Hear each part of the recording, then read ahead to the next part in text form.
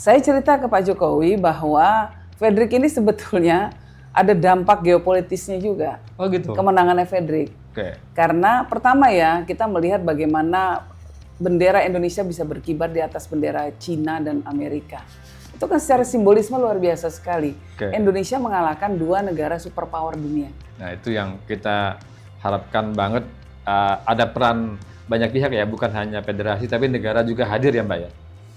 Negara susah ya, karena saya sih terus terang kehadiran negara cukup terasa dalam hal kalau untuk cabur panjat tebing ya, dalam hal sokongan pendanaan untuk pelatnas. Jadi panjat tebing ini memang bukan olahraga yang punyanya elit gitu ya. Siapapun boleh ikut panjat tebing. Fredrik, teman-teman yang di FPTI, teman-teman panjat tebing, atlet panjat tebing kita, itu bukan datang dari keluarga berada.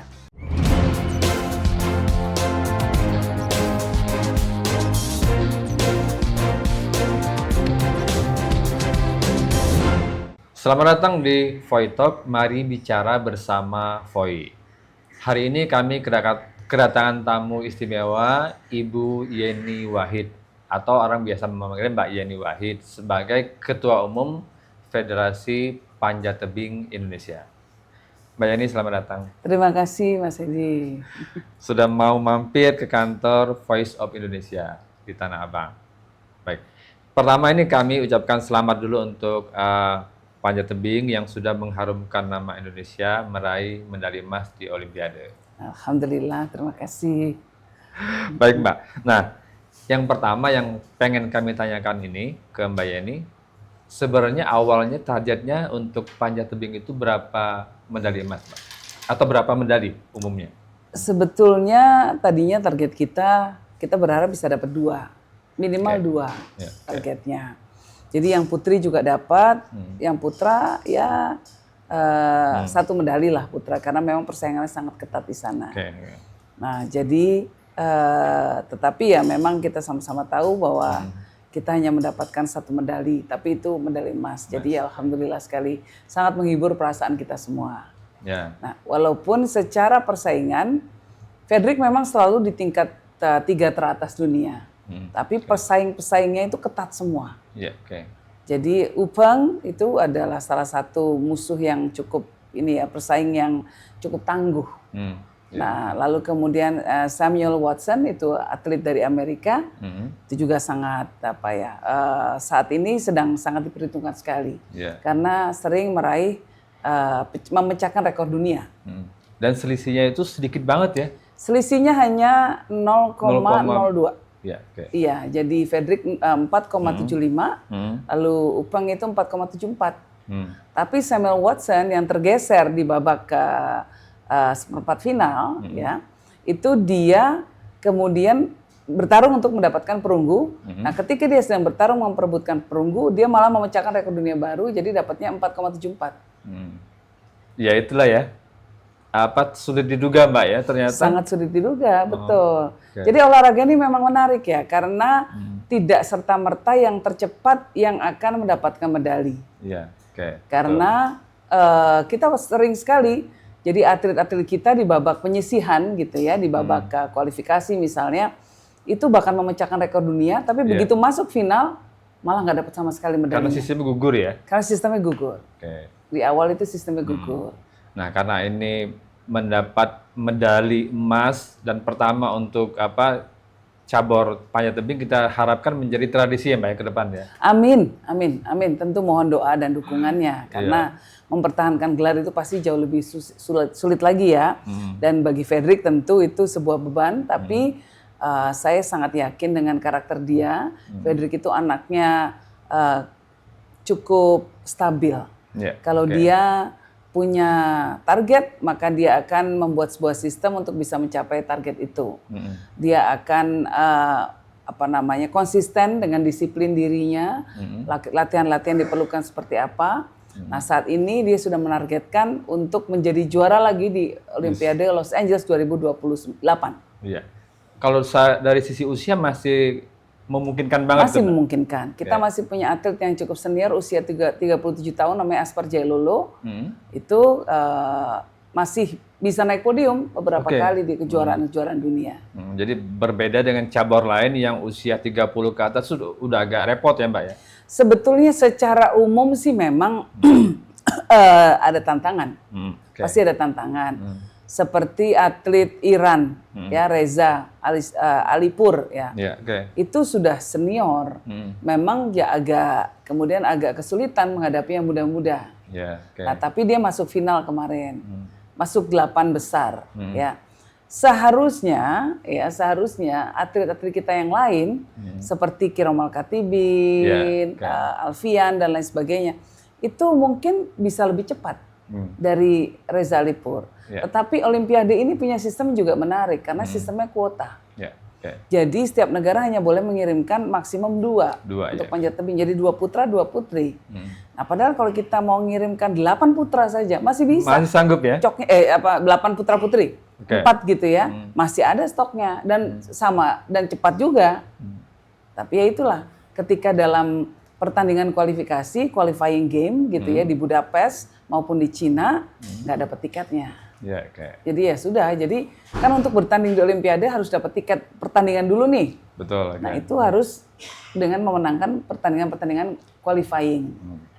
Nah sekarang untuk yang putri ini, kalau kita lihat prestasinya juga membanggakan Mbak ya. Bagus nah sekali. Itu kenapa di sini dia kurang maksimal atau belum ya bisa itu. berbuat gitu? Ya namanya olahraga itu juga ada faktor X-nya. Jadi faktor kemampuan teknis sudah bisa, mental juga sudah mental juara, tapi kemudian ada X faktor. Faktor ya memang belum garis tangannya. Faktor takdir. Nah, Desak Madirita itu andalan kita dan seharusnya secara kemampuan teknis ya, kemampuan tekniknya dia itu sudah bisa di podium harusnya.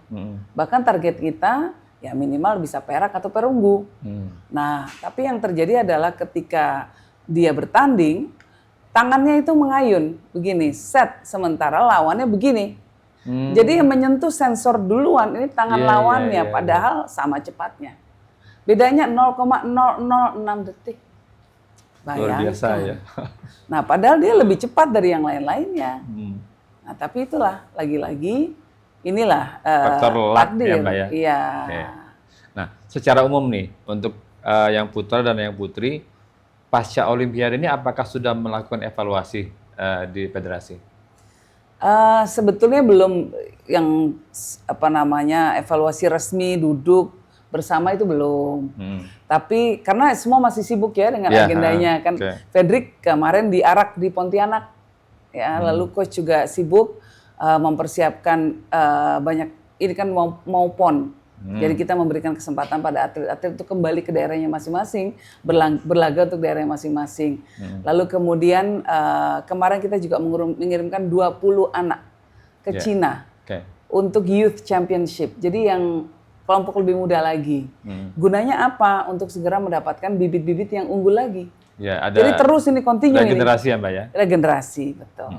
Ya. Nah, kemarin kan sempat di HUT RI di IKN Mbak ya? Ya. Nah itu gimana tuh pertemuan dengan Pak Presiden? Saya cerita ke Pak Jokowi bahwa Fedrik ini sebetulnya ada dampak geopolitisnya juga. Oh gitu? Kemenangannya Fedrik. Karena pertama ya, kita melihat bagaimana bendera Indonesia bisa berkibar di atas bendera Cina dan Amerika. Itu kan secara simbolisme luar biasa sekali. Indonesia mengalahkan 2 negara superpower dunia. Itu luar biasa. Mungkin jarang-jarang ada momen seperti itu lagi gitu ya. Bendera kita di atas bendera 2 negara ini. Yang kedua, Fedrik itu mengalahkan atlet Cina. Kalau saja yang menang itu atlet Cina, maka yang menjadi juara umum Olimpiade sebagai pengumpul medali terbanyak di Olimpiade adalah Cina, bukan Amerika. Iya, betul ya. Iya. Jadi gara-gara Fedrik ngalahin Cina, kemudian Amerika yang tetap nomor 1. Kalau Cina yang kemarin dapat tambahan emas, dia langsung nomor 1. Nah, sekarang medali emas antara Cina dan Amerika itu sama jumlahnya. Tapi Cina hanya kalah dari pengumpulan medali perak dan perunggu. Ini maksudnya geopolitik tadi Mbak ya? Iya betul. Ini kan Olimpiade itu forum apa sih kan? Ya, kita harus melihat ke refleksi ke arah sana. Olimpiade tentu adalah forum di mana para atlet bisa mencapai titik kulminasi dari eksistensi dirinya sebagai atlet. pencapaian prestasi tertingginya. Nah, namun juga dalam Olimpiade itu ada prestis negara-negara. Sebuah negara dianggap negara maju, sebuah negara dianggap sudah mampu menjadi negara adikuasa. Salah satunya simbolnya adalah bagaimana dia berprestasi di dunia olahraga. Karena itulah negara-negara seperti Amerika, Cina, dan lain-lainnya mengalokasikan atau menginvestasikan banyak sekali sumber daya untuk menyokong prestasi-prestasi olahraga atletnya. Pembinaannya panjang, mulai dari kampus, pembibitan, dan lain sebagainya. SMA bahkan, rekrutmennya. Nah, karena ada dampak itu tadi, prestis negara. Ya, kebanggaan lagu kebangsaan bisa berkumandang di forum internasional. Kita sampai nangis semua waktu itu. Tercapai mimpinya. Jadi apa yang selama ini kita selalu bilang gitu ya, selalu kita targetkan, kita tentu ingin mendengarkan lagu Indonesia Raya dikumandangkan, bendera merah putih dikerek paling atas. Begitu jadi kenyataan, rasanya seperti mimpi. Seperti nggak terbayangkan lah rasanya. Di negara orang loh, ini bisa dilakukan, luar biasa. Waktu di IKN, apa lagi pesan yang disampaikan Pak Presiden? Ya tentunya nggak bisa terlalu banyak bicara, tapi kan waktu di istana juga ketemu sebelumnya gitu ya. Saya juga sempat cerita juga ke Pak Prabowo tentang itu. Presiden Pak Jokowi sih bercanda-bercanda. Wah kalau gitu harus minta bonus ke Amerika dong gitu. Iya betul. Iya bercanda-bercanda. Saya bilang Bapak ya harus melobikan. Kita nggak bisa lobby sendiri. Tapi saya memang ketika kita baru meraih medali emas, saya tahu dapat WA dari Dubes Amerika yang baru. Kebetulan Dubes Amerika untuk Indonesia ini baru. Namanya Kamala juga, perempuan. Tapi last name-nya saya lupa namanya karena baru banget ketemunya ya. Dia juga di sini belum ada sebulan. Nah, kebetulan saya memang sudah diundang makan dulu sama beliau. Biasalah kalau kayak gitu ada dubes baru, terus kan ngundang beberapa figur di negara kita untuk kenalan, dengar pandangannya gitu-gitulah. Nah, jadi udah langsung WA saya. Selamat gitu, selamat gini segala macam, ini harus dirayakan gitu-gitu. Padahal saya belum ngomong ke dia. Kamu harus makasih sama kita. Mengalahkan Cina. Iya, bayangkan kalau ini kamu kalah sama Cina. Nah, bicara soal bonus, Mbak. Untuk atlet kita yang dapat emas ini katanya akan mendapat bonus. Betul. Nah, itu berapa banyak dan kapan akan diserahkan? Kalau dari Presiden 6 miliar untuk medali emas. Ya, untuk medali perunggu saya lupa ya 1, berapa gitu. Lalu coach juga dapat coach yang emas 2,7 apa berapa gitu. Nah, itu kapan akan diserahkannya ya tentu melalui mekanisme kenegaraan gitu ya. Kita tunggu aja gitu. Selain negara, pihak swasta apakah ada juga memberi? Ada, kita sedang berusaha, saya terutama ya, menjalin komunikasi dengan banyak jaringan-jaringan kolega-kolega saya, agar mereka mau memberikan perhatian, ini momen ini kan, agar mau memberikan apresiasi lah terhadap perjuangan Fredrik. Karena apapun, momen atlet untuk bisa produktif, ya rentang waktu ketika dia bisa produktif sangat terbatas. Ya kan, dan ini momen ini harus dikapitalisasi dalam tanda kutip ya, sehingga dia bisa nabung untuk masa depannya nanti. Nah itu yang sedang saya dorong, agar atlet-atlet yang berprestasi bisa mendapatkan apresiasi atas kerja kerasnya, kemudian bisa menabung dan di hari tuanya tinggal menikmati hasil kerja kerasnya. Nah itu yang kita dengar selama ini kan ada banyak atlet yang di hari tuanya merana. Nah itu yang perlu mungkin Mbak Yani juga upayakan. Selama ini kan ada program ASN ya Mbak ya. Nah apalagi kalau selain kalau kami ASN di federasi terus terang kami melangkah lebih jauh. Jadi yang kami lakukan adalah kami mengundang financial advisor. Jadi orang penasihat keuangan untuk membantu atlet mengelola hasil dari uang-uang hadiahnya. Nah, kemudian dibantu untuk mengalokasikan secara baik ya, sesuai dengan target mereka masing-masing. Setiap orang karena targetnya beda-beda. Lalu kemudian profil resiko orang juga beda-beda. Ada yang punya profil resiko lebih agresif, mungkin dia mau investasi di banyak hal, ada yang konservatif. Oke, misalnya dia investasinya di tanah atau di emas misalnya kayak gitu-gitu. Nah, ini yang kita bantu. Kita bantu untuk memprofilkan mereka seperti apa dan kemudian targetnya apa. Apakah untuk membantu orang tuanya, karena banyak juga atlet yang datang dari keluarga yang tidak terlalu berkecukupan sehingga ada kebutuhan-kebutuhan harus dipenuhi. Kita bantu untuk memetakan ini semua dan uangnya bisa terus berkembang. Iya, betul. Nah, ini yang kita lakukan. Bisa untuk menjamin hari tua, Mbak ya? Bisa untuk menjamin hari tuanya. Itu tentunya target kita. Nah, jadi federasi melakukan itu semua, bukan cuma sekedar mikirin hari ini, tapi juga mikirin hari depan. Nah, itu yang kita harapkan banget, ada peran banyak pihak ya, bukan hanya federasi, tapi negara juga hadir ya, Mbak ya?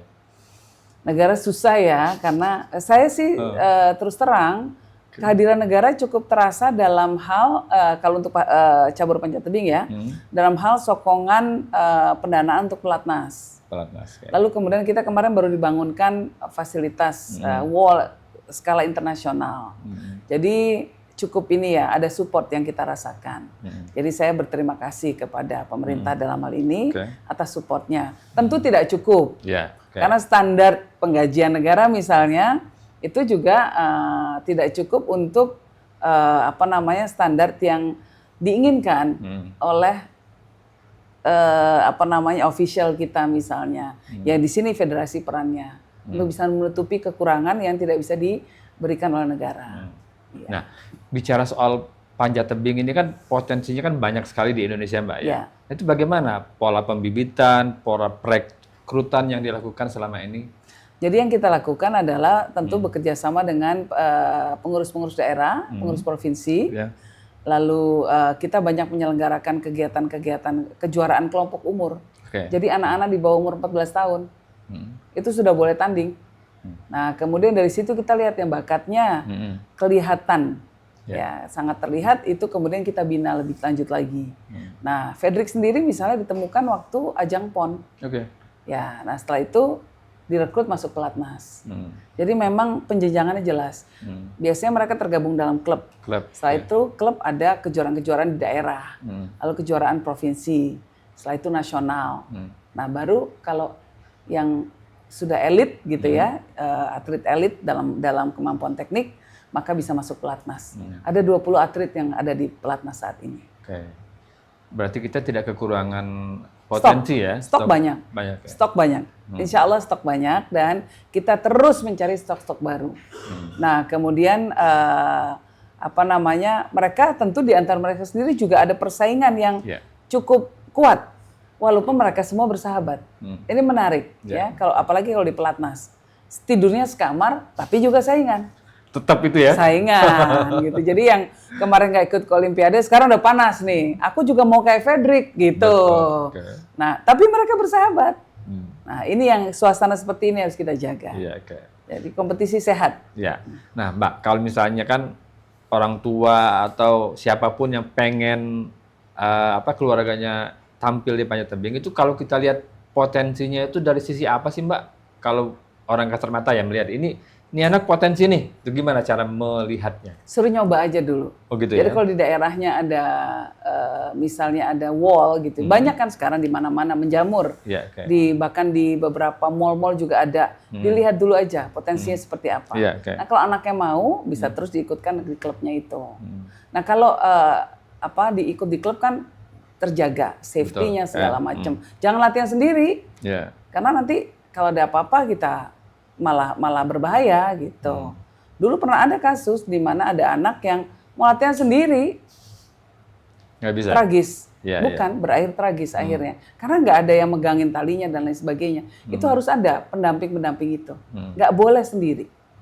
Nah, tapi kalau dilakukan dengan aman, maka ini olahraga yang cukup aman. Itu. Jadi tidak perlu worry terlalu yang berlebihan ya, Mbak ya? Karena juga ada pengaman-pengaman di bawah. Jadi kalau di kita fasilitasnya yang memenuhi standar yang kita tetapkan, maka insya Allah aman. Nah, tapi tentu setiap olahraga pasti mengandung resiko. Mau naik sepeda aja bisa ketabrak di jalan, jatuh gitu kan. Ya, jadi ya pasti ada resiko-resiko itu. Tetapi kita melakukan langkah-langkah untuk memastikan fasilitas yang ada bisa meminimalisir resiko yang ada. Nah, kalau kita petakan di dunia sekarang ini Mbak ya, di ASEAN mungkin kita paling jago ya panjat Iya. tebing. Tapi kalau untuk dunia mungkin Mbak bisa ceritain nggak? Kita Mana termasuk saja? yang di atas sana. Oke. Kita top 3 sudah. Indonesia disegani, sangat disegani. Dan IFSC atau Federasi Internasional Panjat Tebing memang melihat trajektori atau lompatan Indonesia luar biasa. Ya, oke. Nah, kemenangan Fredrik itu buat mereka kemenangan yang sangat ideal. Kemarin mereka menyampaikan kepada saya. Jadi orang-orang IFSC ya, International Federation of Sport Climbing, Oke. itu menyampaikan kepada saya, bagus sekali Indonesia menang. Kenapa? Karena mereka melihat ini grafiknya lagi naik nih. Ya, oke. Lagi naik semua nih perkembangan panjat tebing di Indonesia. Nah, mereka senang dengan perkembangan itu. Nah, kalau tahu-tahu kalah, jadi jeglek. Nah, begitu naik begini terus, nah mereka senang karena tentu mereka berharap bahwa olahraga ini akan terus berkembang di banyak negara. Dan Indonesia menjadi contoh di banyak negara. Jadi Sekjen IFSC misalnya, dia cerita ke saya, namanya Debbie, dia orang Amerika. Saya tuh cerita kemana-mana tentang Indonesia. Saya bilang ke banyak negara, contohlah Indonesia, perkembangannya luar biasa. Ya, oke. Dan kita kan memang membangun olahraga panjat tebing ini terutama dalam 5 tahun terakhir sangat serius ya. Kita di kepemimpinan saya misalnya saya mencoba melakukan bidding untuk bisa menyelenggarakan kejuaraan dunia pertama kali. Setelah 20 tahun loh, nggak pernah diterima biddingnya. Akhirnya tercapai. Dan pertama kali kejuaraan dunia panjat tebing diselenggarakan di Jakarta. Di Jakarta. Tentu banyak tantangan waktu itu. Nggak gampang gitu ya, sangat tidak gampang, sangat tidak mudah. Tetapi alhamdulillah bisa berhasil dan oleh IFSC Federasi Internasional dianggap sebagai kejuaraan dunia terbaik, salah satu yang terbaik. Indikatornya Yang apa di tuh yang Indonesia. terbaik? Penyelenggaraan. Oke. Jadi penyelenggara misalnya fasilitas yang kita buat, lalu kemudian tempatnya juga menarik. Waktu itu kita buat di SCBD. Iya, iya. Biasanya kejuaraan-kejuaraan kayak gini itu latar belakangnya alam, gunung dan lain sebagainya. Jarang yang ada di urban setting. Ya, oke. Di latar belakang urban. Nah, ini sebelah-sebelahnya gedung-gedung pencakar langit. Jadi ketika malam hari dengan lampu-lampu itu luar biasa cantiknya. Nah, foto itu mereka pakai untuk sampul majalah panjat tebing. Majalah kita kan ada majalah panjat tebing gitu. Ditaruh di sampulnya ini kita. Jadi promosi buat Indonesia banget ya, Mbak? Promosi sekali. Iya. Terus antusiasme penonton kita juga heboh ya? Sangat pertama kali. Bagi saya yang membuat momen yang mengharukan adalah ketika para pemanjat-pemanjat senior yang sudah memimpikan ini semua, ya, itu kemudian datang semua ke acara dan ya mereka juga sama terharunya. Iya, oke. Saling berpelukan, saling bersyukur gitu ya karena itu yang mereka sudah impikan sejak lama. Iya, oke. Akhirnya dengan berbagai macam upaya gitu ya, doa, keringat, stresnya luar biasa, akhirnya bisa tercapai juga. Itu sih. Mudah-mudahan raihan emas oleh Fredrik ini bisa menjadi contoh buat yang lain ya, Mbak ya? Bisa menjadi pemicu untuk lebih banyak lagi animo yang positif di masyarakat. Dan kemudian membuat pemerintah daerah, ini terutama yang paling penting nih, mau membangun fasilitas di daerahnya masing-masing. Karena kalau nggak dibangunin pemerintah kan mahal, susah bangun sendiri. Mahalnya itu berapa? Supaya mereka bisa aware juga, Mbak? Bisa menyiapkan diri untuk membangun fasilitas tergantung standarnya. Oh, tergantung. Kalau standar SMA misalnya gitu ya, mungkin 100 juta udah bisa. Bisa ya. Ya, kurang dari itu juga bisa gitu ya. Tapi kalau sudah standar internasional ya memang hitungannya M. MM-an. Nah, jadi tentu ini pemerintah daerah yang bisa memfasilitasi, nggak mungkin dari federasi lokal. Iya, iya. Gitu. Mungkin menggait mitra yang swasta terkait, juga bisa, ya, betul. Supaya klub-klubnya menjamur. Kayak di Singapura tuh klubnya banyak banget, di Jepang banyak sekali klub-klub itu. Nah ini harus kita contoh. Apa nih seruan buat anak muda supaya, ayo ikut panjat tebing, bisa kok. Jadi panjat tebing ini memang bukan olahraga yang punyanya elit gitu ya. Siapapun boleh ikut panjat tebing. Fredrik, teman-teman yang di FPTI, teman-teman panjat tebing, atlet panjat tebing kita, itu bukan datang dari keluarga berada. Tapi karena mereka punya kemauan, mereka punya disiplin, mereka punya cita-cita, mereka mampu menjadi atlet elit dunia dan bahkan berlaga di Olimpiade. Jadi asal mau bisa. Jadi siapapun bisa mencoba untuk melihat potensi dirinya di olahraga panjat tebing ini. Jadi kalau ada orang tua ataupun anak-anak muda yang ingin menjajal potensi dirinya, datanglah ke klub-klub yang ada fasilitas panjat tebingnya dan coba manjat. Kalau memang suka, teruslah berlatih. Dan kalau memang punya cita-cita untuk menjadi atlet profesional, maka bisa menghubungi pengurus provinsi dari panjat tebing daerah masing-masing untuk bisa terus dibina dan diarahkan agar bisa menjadi atlet profesional dan kemudian bisa meniru jejak Fredrik untuk berlaga di Olimpiade. Jangan sedih, pasti bisa ya Mbak ya? Kalau menurut saya ya, anak muda kalau punya kemauan dan ada potensi dalam dirinya, maka pasti bisa. Sip. Demikian tadi perbincangan kita dengan Mbak Yeni Wahid. Semoga menginspirasi dan bisa bermanfaat untuk kita semua. Sampai ketemu di Voice Talk berikutnya dengan narasumber yang berbeda. Salam.